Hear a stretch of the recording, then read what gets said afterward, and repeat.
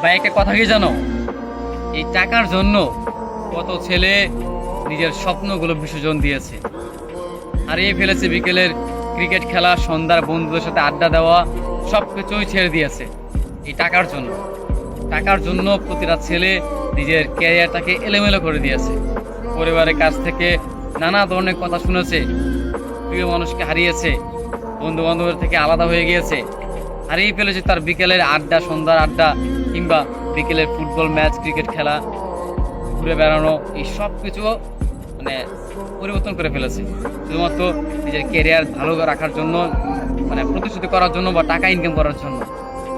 আসলে সময়ের সাথে সাথে সেই ছেলেটা পাল্টে গিয়েছে। যেই ছেলেটা একটা সময় ক্রিকেটে আসক্ত ছিল, যেই ছেলেটা একটা সময় কোনো একটা মেয়েকে ভালোবাসতো, যেই ছেলেটা একটা সময় সবসময় বন্ধুদের নিয়ে আড্ডায় থাকতো, ঘুরে বেড়াতো, আজকে টাকার জন্য সে তার পরিস্থিতি পাল্টিয়ে নিয়েছে।